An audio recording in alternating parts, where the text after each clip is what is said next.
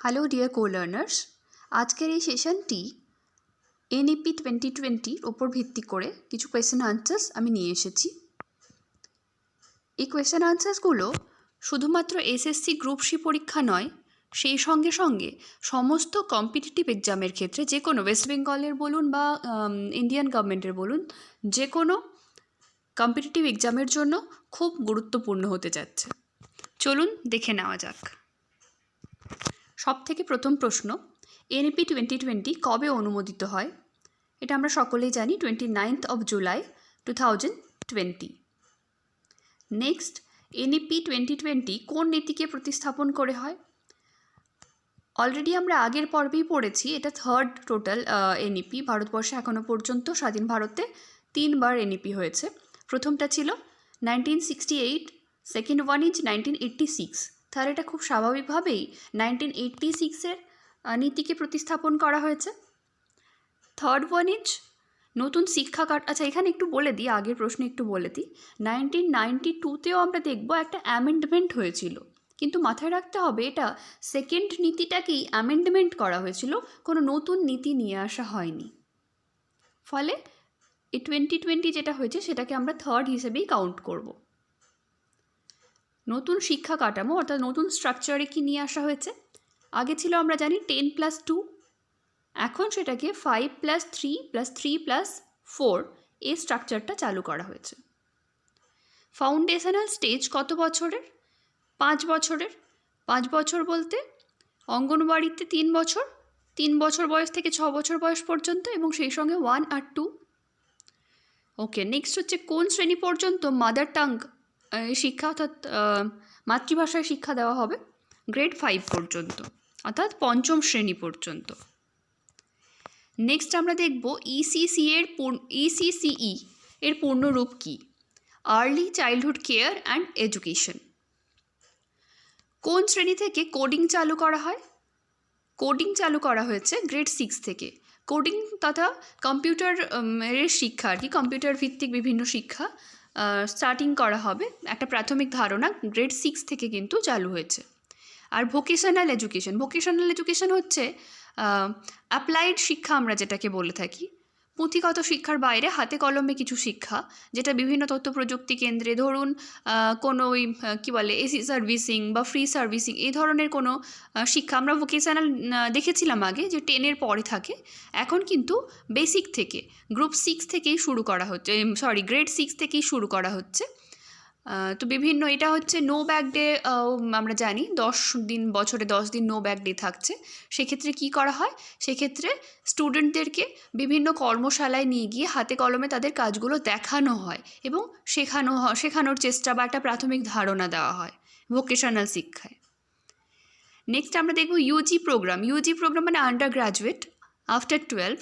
এটা কত বছরের? আগে ছিল এটা 3 বছরের ডিগ্রি কোর্স, এখন আমরা প্রত্যেকেই জানি এটা 4 বছরের হয়ে গেছে, একটা ইন্টিগ্রেটেড, এর সঙ্গে একটা রিসার্চ আর টিচার্স ট্রেনিং একসঙ্গে যুক্ত করা হয়েছে।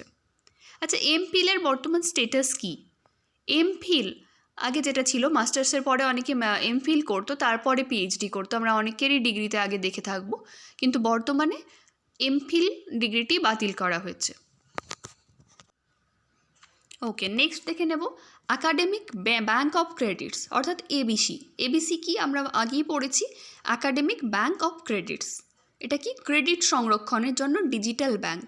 অর্থাৎ ব্যাঙ্কে আমরা যেমন টাকা পয়সা সংরক্ষণ করি, এখানে কিন্তু আমাদের ডিগ্রিগুলো ক্রেডিট হবে আর কি।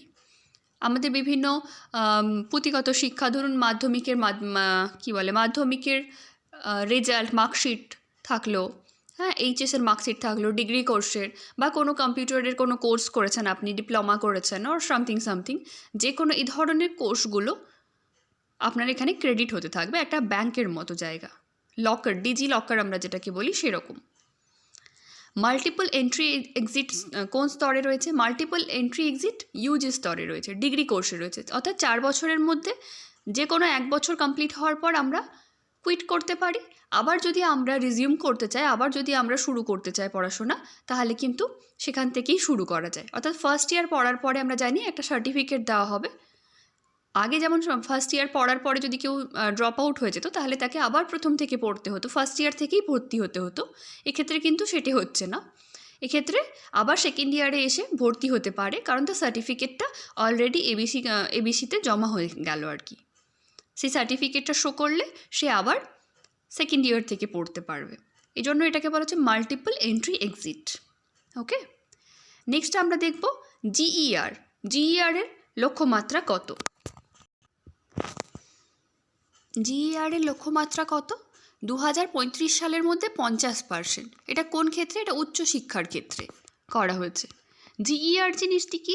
জিইআর হচ্ছে এই এজ গ্রুপের, ধরুন কলেজে পড়ার মতো এজ গ্রুপের যারা রয়েছে তাদের যেন অন্তত 50% ছেলে মেয়ে কলেজে পড়তে পারে বা সেই আওতায় নথিভুক্ত করতে পারে নিজেদের, সেই লক্ষ্যমাত্রাটা নির্ধারণ করে জিইআর। স্কুলের ক্ষেত্রে বাই 2030 মধ্যে এটাকে 100% করার লক্ষ্যমাত্রা নেওয়া হচ্ছে। আচ্ছা, নেক্সট এনআরএফের পূর্ণরূপ কি? এই পূর্ণরূপগুলো কিন্তু ভীষণ ইম্পর্টেন্ট, যে কোনো একটা পরীক্ষায় আসতে পারে। NRF, national research foundation.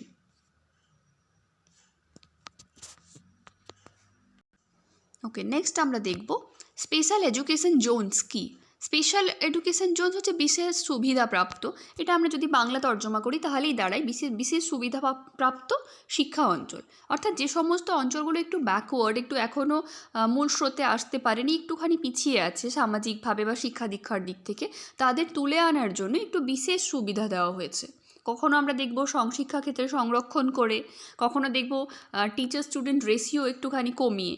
অর্থাৎ নর্মাল ক্ষেত্রে আমরা দেখেছি 30:1 স্টুডেন্ট এবং টিচার রেশিও, কিন্তু এই সমস্ত অঞ্চলে আমরা দেখব 25:1, অর্থাৎ 25 জন ছেলে মেয়ের জন্য একজন টিচার নিযুক্ত করা হচ্ছে। ইন্ডিয়ান সাইন ল্যাঙ্গুয়েজ সম্পর্কে কি বলা হয়েছে এনইপিতে? সাইন ল্যাঙ্গুয়েজকে যথাযথ মান্যতা দেওয়া হয়েছে এবং এটার মান নির্ধারণ করতে বলা হয়েছে রেগুলেটরি অথরিটিকে। টিচার্স ট্রেনিংয়ে কী পরিবর্তন হয়েছে? টিচার্স ট্রেনিং আগে আমরা জানতাম 2 বছরের কোর্স, এখন সেটা 4 বছরের বিএড। 4 বছরের বিএড আমরা অনেক ক্ষেত্রে দেখছি ডিগ্রি কোর্সের সঙ্গে ইন্টিগ্রেটেড বিএডেরও একটা ব্যবস্থা হয়েছে।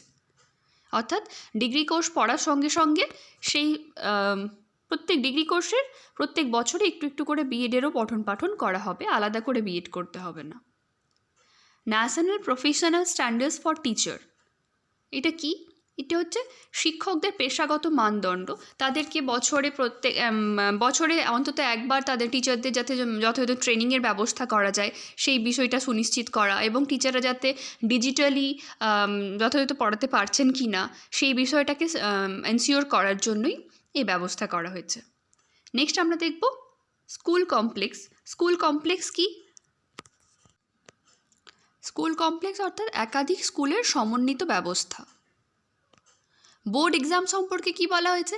আমরা আগেই পড়েছি, বোর্ড এক্সামকে সহজ এবং দক্ষতা ভিত্তিক করা হবে এবং শুধুমাত্র পুঁথিগত বিদ্যার মাপকাঠিতে স্টুডেন্টদের বিচার না করে তার সামাজিক এবং মানসিক দক্ষতা, তার বুদ্ধি বিবেচনা করা হবে বলে জানানো হয়েছে।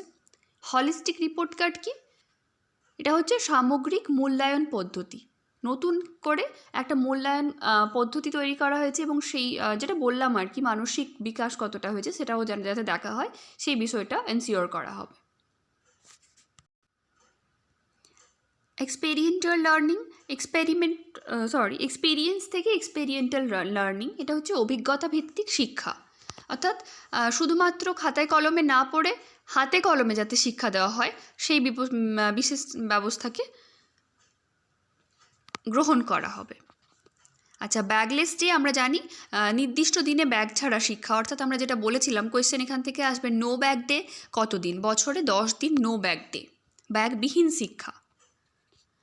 ডিজিটাল এডুকেশনের উপর জোর দিতে হবে, প্রযুক্তিভিত্তিক শিক্ষার সম্প্রসারণ করতে হবে। আমরা জানি আজকাল সমস্ত কিছু ডিজিটাল হচ্ছে, শিক্ষাকে অবশ্যই ডিজিটাল করতে হবে এবং আমাদের স্টুডেন্টকেও সেই হিসেবে করে তুলতে হবে। কমন এন্ট্রান্স টেস্ট কে নেবে? এনটিএ নেবে। অ্যাফিলিয়েশন সিস্টেম কী হবে? অ্যাফিলিয়েশন সিস্টেমটি ধীরে ধীরে বন্ধ হয়ে যাবে এবং বেশিরভাগ ক্ষেত্রে মানে একটা ইউনিভার্সিটির আন্ডারে ধরুন অ্যাফিলিয়েটেড থাকতো কলেজগুলো, তো এখন অটোনমাস করার চেষ্টা করা হচ্ছে, কলেজগুলোকে স্বায়ত্ত শাসন দেওয়া হচ্ছে আর কি। যত বেশি অটোনমাস হবে অ্যাফিলিয়েশনের পরিমাণ তত কমে যাবে, খুব স্বাভাবিক। মাল্টিডিসিপ্লিনারি এডুকেশন কি? বহু বিষয়ভিত্তিক শিক্ষা, অর্থাৎ আগে আমরা যেমন একটা ট্রেড নিতাম, পার্টিকুলার ট্রেড, সায়েন্স পড়লে সায়েন্সের সাবজেক্ট পড়তে পারতাম, আর্টস বা কমার্স আলাদা আলাদা করে। এখন কিন্তু আমরা কম্বাইন করে নিজের মতো করে, কেউ ম্যাথসের সঙ্গে জিওগ্রাফি, আবার জিওগ্রাফির সঙ্গে লিটারেচার একসঙ্গে পড়তে পারে, যাতে তার ব্যবস্থা করা হবে। অর্থাৎ পছন্দ মতো সাবজেক্টগুলো যাতে একসঙ্গে পড়া যায়, কোনো একটা নির্দিষ্ট স্ট্রিম থাকবে না। এই যে রিজিড স্ট্রিম সম্পর্কে কি বলা হয়েছে? আর্টস এবং সায়েন্সের কোনো বিভাজন থাকবে না, এটা আগেই বললাম। আচ্ছা, কারিকুলাম সম্পর্কে কি পরিবর্তন? পাঠ্যবস্তুর ওপর চাপ কমানো হবে, ফলে আমাদের অ্যাক্টিভিটিসগুলো বাড়ানো হবে আর কি। কর্মশিক্ষার ক্ষেত্রে জোর দেওয়া হবে। বিভিন্ন ধরনের আর্টকে ইন্টিগ্রেট করা হবে, স্পোর্টস ইন্টিগ্রেট করা হবে, অ্যাডাল্ট এডুকেশনে গুরুত্ব দেওয়া হবে, প্রাপ্তবয়স্ক শিক্ষায় জোর দেওয়া হবে, যার ফলে আমাদের মানসিকভাবে একটা বিকাশ ঘটে, মানসিক একটা প্রকৃত বিকাশ ঘটতে পারে, তার ব্যবস্থার জন্যই এই অ্যাডাল্ট এডুকেশন আমরা জানি এর গুরুত্ব রয়েছে। ওপেন লার্নিং অর্থাৎ মুক্ত এবং দূর শিক্ষা ব্যবস্থা করা হবে। ওপেন লার্নিং বলতে একটু ব্যাপারটাকে বোঝায়, আমরা জানি অনেকে এই ধরুন মাস্টার্স করার সময় আমরা অনেকে রেগুলারে করে থাকি, আবার অনেকে আমরা বলি ওপেন ইউনিভার্সিটি থেকে করছি, মাস্টার্স করছি বা কোনো ডিগ্রি নিচ্ছি। সেটা কেমন? সেটা হচ্ছে ঘরে বসে রেগুলার ওই নিয়মিত ক্লাস করতে যেতে হয় না। আমরা অনেক ক্ষেত্রে অনলাইনে ক্লাস করে থাকি, আবার অনেক ক্ষেত্রে বিভিন্ন মাধ্যমে ওয়েবসাইট থেকে আমরা পড়াশোনা করে থাকি, ডিরেক্টলি যেতে হয় না, রেগুলার যে শিক্ষার নীতি সেটা করতে হয় না, সেটা এক ধরনের ওপেন লার্নিং বলতে পারি। আর একটা হচ্ছে কি, আর একটা বিষয় বলা হয়নি এখানে, সেটা হচ্ছে ইন্টারন্যাশনাল, মানে মানটাকে আন্তর্জাতিক মানের করা হবে ইন্ডিয়ান শিক্ষা ব্যবস্থা, যার জন্য আমাদের ইন্ডিয়া থেকেও বিদেশে মানে কি বলবো, ভারতের বাইরে ইন্ডিয়ান ইনস্টিটিউশনগুলোর শাখা খোলা হবে। একইভাবে অন্যান্য দেশের বিভিন্ন ইউনিভার্সিটিজের শাখা যাতে ইন্ডিয়ার মধ্যে খুলতে পারে তারও ব্যবস্থা কিন্তু করা হবে। বেশ, এই ছিল আজকে ওয়ান লাইনারগুলো। অলরেডি আমি এটার ওপর একটা কি বলে প্রথাগত একটা লেকচার দিয়েই রেখেছি। নেক্সট ওয়ান লাইনারগুলো বললাম যাতে আপনাদের পড়তে সুবিধে হয়, ব্যাপারটা একটু দেখবেন। এবং আমার মনে করছি, আশা করছি বার 2-3 যদি একটু চালিয়ে দেখেন ভিডিওটা, জাস্ট একটু দেখেন, একটু অফ টাইমে ঘুমানোর সময় যদি একটু দেখেন, তাহলে আমার মনে হয় খুব বেশি এটার পেছনে এফোর্ট দিতে হবে না, এমনিই হয়ে যাবে। আশা করছি পরীক্ষায় যে সমস্ত কোয়েশ্চেন আসবে তার আনসার আপনি করতে পারবেন।